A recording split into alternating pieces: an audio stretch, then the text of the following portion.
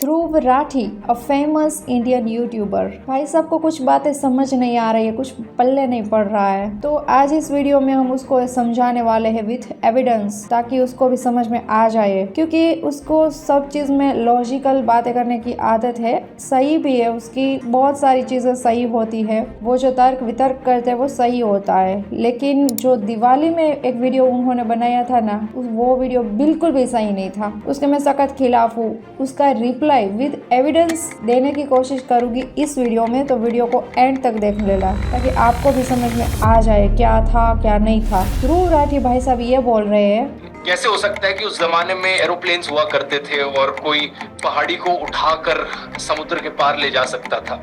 जब मैं बच्चा था तब भी मुझे यकीन नहीं हुआ इन चीजों पर कि हनुमान जी कैसे पहाड़ उठा सकते हैं, कोई कैसे पहाड़ उठा सकता है। और दूसरी बात ये बोल रहे थे कि हनुमान जी सूर्य को कैसे निगल सकते हैं, सूर्य नारायण को। तीसरी बात उसको ये लग रहा है कैसे एरोप्लेन उस जमाने में हुआ करता था, पुष्पक विमान नहीं हुआ करता था, उसको ये लगता है। तो सारी बातों का विथ एविडेंस हम इसको जवाब देने वाले हैं इस वीडियो में, तो वीडियो में बने रहना, मजा आने वाला है और आपको कुछ जानकारी मिलने वाली हिंदू धर्म के बारे में। सही बात है, फिजिकली पॉसिबल नहीं है, लेकिन हनुमान जी ने कहा फिजिकली पॉसिबल किया था। विथ एविडेंस मैं आगे आपको समझाने वाली हूँ, देख लेना। ध्रुव राठी, जब मैं बच्चा था तब भी मुझे यकीन नहीं हुआ इन चीजों पर। अभी भी बच्चा ही है, एक बच्चा समझ सकता है, अगर उसको लॉजिक दे दिया जाए तो। शायद तू नहीं समझेगा ध्रुव। पूरे वीडियो में लगा रखा है अतिशयोक्ति अलंकार, अतिशयोक्ति अलंकार। ओ भाई साहब, इसके अलावा ये भी पॉसिबल है कि रामायण को लिखते वक्त अतिशयोक्ति अलंकार का इस्तेमाल किया गया। ये जिन्होंने लिखी है ना,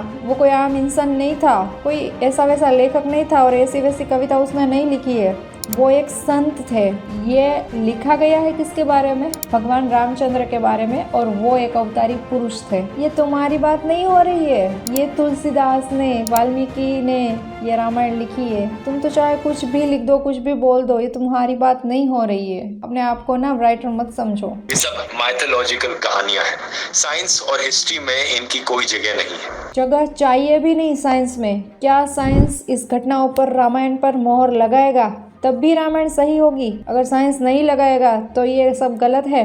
मान्यता चाहिए भी नहीं, भगवान को कोई मोहर की जरूरत नहीं है। जो सही है वो सही है, चाहे इंसान सत्य तक पहुँचे या ना पहुँचे। और रही बात साइंस की, तो ये पूरी सृष्टि के सृजनहार जो है महादेव, उसका ही अवतार है, 11वां अवतार है हनुमान जी, रुद्र अवतार कहलाते हैं। ठीक है, तो जिन्होंने पूरी सृष्टि की रचना की, उसकी शक्ति को कोई साइंस तो भला कब पहुंचेगा वहां तक? उन्होंने कैसी रहस्यमय दुनिया बनाई है जहां इंसान तो क्या, साइंस का भी दिमाग कभी भी नहीं पहुंच पाएगा। कुछ रहस्य है जो रहस्य ही रहेंगे। भगवान ने ऐसी दुनिया रचाई है ना, इतने सारे इंसान है, लेकिन किसी के फिंगरप्रिंट मैच नहीं करेंगे। आपका फिंगरप्रिंट पूरी दुनिया में किसी से मैच नहीं करेगा। तो इतना बड़ा जो सृजनहार है, उसके रहस्यों तक भला साइंस कैसे पहुंच पाएगा? और हम बात कर रहे हैं द्वापर युग की, जहाँ पर राम हुए थे, और हम आज जी रहे कलयुग में, कलयुग के इंसान है। भला कैसे कोई सिद्धि को, चमत्कार को समझ पाएंगे, मंत्रों की शक्ति को समझ पाएंगे?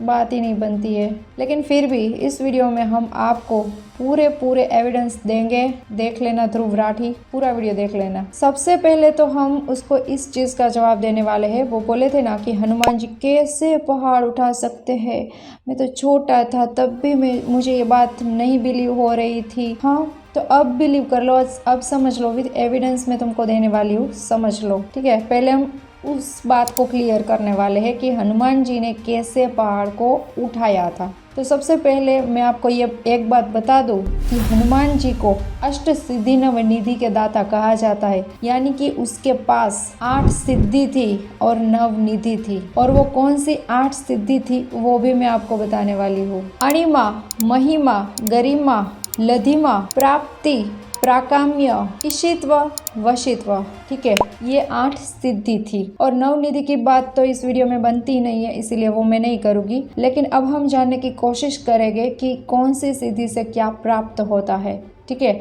आपका जो सवाल है हनुमान जी कैसे पहाड़ उठा सकते हैं, वो इसी सिद्धि में से ही आपको मिलेगा, ठीक है। तो सबसे पहले हम बात कर लेते हैं लधिमा सिद्धि की। दोस्तों, अगर कोई इंसान के पास लधिमा सिद्धि हो तो वो अपने शरीर को हल्का कर सकता है। इंसान अपने शरीर का वजन हल्का कर सकता है और इसी सिद्धि का उपयोग करके हनुमान जी ने जब सीता मैया अशोक वाटिका में बंदी थे तब उन्होंने इस सिद्धि का उपयोग किया था और इस सिद्धि की मदद से उन्होंने अपना शरीर इतना हल्का कर लिया था कि वो जिस वृक्ष के नीचे सीता जी बैठे हुए थे उस वृक्ष के ऊपर पत्ते में बैठ गए थे, ठीक है। ये है लधिमा सिद्धि। कोई भी इंसान अपना शरीर हल्का कर सकता है और वो किसी भी चीज पर बैठ सकता है। दूसरी सिद्धि है अणिमा सिद्धि। अणिमा सिद्धि की मदद से कोई भी इंसान अपने शरीर का सूक्ष्म कद कर सकता है, छोटे से छोटा कद कर सकता है, इतना छोटा कद कर सकता है कि किसी को दिखाई ना दे। भगवान हनुमान जी इस सिद्धि का उपयोग करके पूरी लंका में घूमे थे और किसी को भी नहीं दिखाई दिए थे। तो ये शक्ति होती है अणिमा सिद्धि की। और जब कोई इंसान अपना कद इतना छोटा कर लेता है कि किसी को दिखाई ना दे पड़े और इतना हल्का कर लेता है तो वो इंसान प्रकाश की गति से ट्रैवल कर सकता है। प्रकाश की गति क्या होती है? 3 लाख किलोमीटर प्रति सेकंड। यस, तो हनुमान जी के पास वो सिद्धि थी और वो 3 लाख किलोमीटर प्रति सेकंड की गति से ट्रैवल कर सकते थे। उन्होंने अपना शरीर इतना हल्का और इतना सूक्ष्म बना लिया था कि उस पर ग्रेविटेशनल फोर्स नहीं लगता था, ठीक है। ये बात तो साइंस भी सिद्ध कर चुका है कि छोटा सा कोई कण होता है उस पर ग्रेविटेशनल फोर्स नहीं लगता है और वो 3 लाख किलोमीटर प्रति सेकंड की रफ्तार से ट्रैवल कर सकता है। तो अब आपको समझ में आ गया ना कि हनुमान जी कैसे ट्रैवल करते थे, एक जगह से दूसरी जगह कैसे जाते थे, ठीक है। तो एक बात तो तय हो गई कि हनुमान जी पल भर में, चपटी भर में कहीं भी जा सकते थे और कहीं पे आ सकते थे। इस सिद्धि से तो यही सिद्ध होता है। और ये पूरा मामला है जब रावण और राम का युद्ध हुआ था तब का। मेघराज के बाण से लक्ष्मण मूर्छित हो गए थे। मेघराज ने ब्रह्मास्त्र छोड़ा था और ब्रह्मास्त्र लेना ही पड़ता है।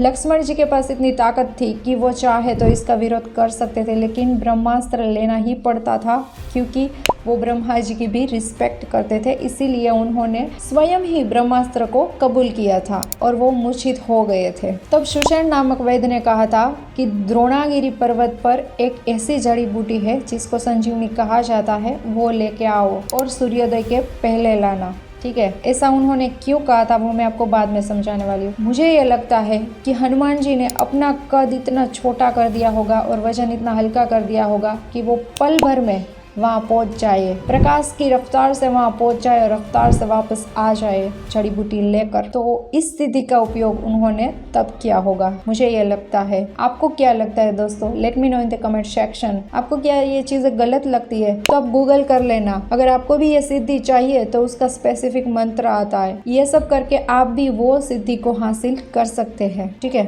और बाकायदा श्रीलंका में रामायण के तथ्यों को इकट्ठा करने के लिए कमेटी की रचना की गई थी और उस कमेटी के रिपोर्ट अनुसार जहां राम और रावण का युद्ध हुआ था वो जगह आज भी श्रीलंका में मौजूद है और उसे युद्ध गवाना के नाम से जाना जाता है। जब रावण ने सीता मैया का हरण किया था और उसे रखा था अशोक वाटिका में, वो जगह भी आज भी मौजूद है। कहाँ पर है? श्रीलंका में है। उसे कहा जाता है सीता एलिया और वो कहाँ पर है? श्रीलंका के नुवरा एलिया के पास है। दोस्तों, दूसरा प्रूफ, जिस पर्वत से लक्ष्मण जी को संजीवनी बूटी दी गई थी वो पर्वत भी आज भी श्रीलंका में मौजूद है। और कमेटी ने यह भी कहा कि जब हनुमान जी पर्वत को उठाकर ले जा रहे थे तब पर्वत के 2 टुकड़े हो गए थे और एक टुकड़ा गिरा था रितिगाला में और दूसरा टुकड़ा गिरा था श्रीलंका के शहर नुवारा एलिया के 10 किलोमीटर दूर जो एक गार्डन है, हाकागाला गार्डन, उसमें गिरा था। तो आपका क्या कहना है इस बात पे? क्या आपको इस चीज पर विश्वास आता है? Let me know in the comment section, क्योंकि आगे मैं आपको जो बताने वाली हूँ ना, इससे आप भी शौक हो जाने वाले हैं। और दोनों जगह में एक बात कॉमन देखी गई है, यहाँ का जो एटमॉस्फेयर है ना वो आसपास के एटमॉस्फेयर से अलग है। यहाँ के जो पेड़ पौधे हैं वो आसपास के पेड़ पौधे से अलग है, और तो और यहाँ की जो मिट्टी है वो आसपास की मिट्टी से अलग है। श्रीलंका के दक्षिणी समुद्र किनारे पर भी एक ऐसी जगह है जहाँ पर हनुमान जी के द्वारा लाए गए पहाड़ का हिस्सा है। इसके अलावा कर्नाटक के दक्षिण कन्नड़ के पश्चिम घाट पर भी एक हिस्सा मौजूद है। बात ऐसी है कि हनुमान जी को ये कहा गया था कि इस पर्वत को हिमालय तक पहुंचाना है, लेकिन उस वक्त राम रावण का युद्ध चल रहा था और हनुमान जी वो पर्वत को वहां तक नहीं पहुंचा पाए थे, इसीलिए सब जगह उसके टुकड़े टुकड़े मिलते हैं। तो दोस्तों वो पर्वत आज की डेट में है उत्तराखंड में चामोली जिले में है जोशीमठ। उससे 50 किलोमीटर दूर है नीति गाँव। नीति गाँव के पास ये पर्वत है। वहाँ के जो लोकल पब्लिक है नीति गाँव की, वो सबसे बड़ी गवाही देते हैं इस घटना की। आप इंटरनेट में छान लेना, यूट्यूब पर देख लेना। न्यूज़ 18 की टीम वहां पर गई थी। पूरे गांव के लोगों ने इस बात की गवाही दी थी कि यस, यहाँ पर संजीवनी जड़ी बूटी भी है और यहाँ पर ये द्रोणागिरी पर्वत भी है, और यहाँ पर ऐसे भी निशान मिले हैं कि पर्वत को एक हिस्से को काटा गया है। वो लोग ये भी तक बताते हैं कि यहाँ से काटा गया है पर्वत को। पर्वत का ये हिस्सा हनुमान जी उठाकर लेके गए थे। वीडियो देख लेना, पूरा का पूरा वीडियो मैं डिस्क्रिप्शन बॉक्स में इसकी लिंक दे दूंगी। पूरा इंटरव्यू न्यूज़ 18 वालों ने दे रखा है। को लेकर उनकी नाराजगी की वजह पूछी। त्रेता युग से जो बोलते हैं, जो हनुमान जी जो दोनों ये ले गए, कोई हमारी पूर्वज दादी लोग थी, तो हनुमान जी आए इधर, हमारी दादी जी को पूछा उन्होंने देवता कहाँ है, तो उन्होंने साइड बताया कि ये साइड है। तो हनुमान जी वहाँ गए, पूरा पहाड़ी देखा उन्होंने जगमाते हुए। उनको अंदाज नहीं आया मैं किसको उठाऊं, साइड का पहाड़ी तोड़ दिया। हमारी दादी जिसने ये बताया तो कुछ हमको वो भी साफ भी दिया पर्वत ने। मान्यता क्या है कि वो संजीवनी बूटी होती है जो जगमगा रही होती है। जी हाँ, तो ऐसे अभी तक तो यही है कि जो जगमगाएगा वो ये संजीवनी बूटी है। और बात करें गांव के लोगों की, तो गांव के लोग हनुमान जी की आज भी पूजा नहीं करते हैं, क्योंकि वो द्रोणागिरी पर्वत को पर्वत नहीं देवता मानते हैं, पर्वत की पूजा करते हैं, ठीक है। और वो उसको भोग भी लगाते हैं हर साल। और गाँव के लोगों का ऐसा मानना है कि ये घटना होने के बाद में पर्वत राज ने उसको श्राप दिया था। वो श्राप क्या था उसको समझने के लिए मैं आपको एक कहानी सुनाती हूँ, वो आपको समझना पड़ेगा। दोस्तों, हनुमान जी जब उड़ के आए थे यहाँ पे गांव पे, तो उन्होंने एक वृद्ध महिला से पूछा कि मुझे संजीवनी चाहिए, संजीवनी कहाँ पर है। तो वृद्ध महिला ने इशारे से द्रोणागिरी पर्वत उसको बता दिया था, और वो महिला अशक्त थी, पर्वत चढ़ने में अशक्त थी। तो हनुमान जी ने उसको उठा लिया था, साथ में लेके गए थे, ठीक है। और उसके बाद में कि वो पर्वत को सूर्योदय से पहले लाना था। उसका रीज़न क्या था? उसका रीज़न ये है कि वो जड़ी बूटी बिल्कुल ताज़ी होनी चाहिए, संजीवनी बिल्कुल ताज़ी होनी चाहिए। कहीं से कहीं वनस्पति लेके जाते हैं तो वनस्पति सूख जाती है। और दूसरी बात एक ये भी है कि मायावी रावण को पता चल गया था कि हनुमान जी लक्ष्मण जी के लिए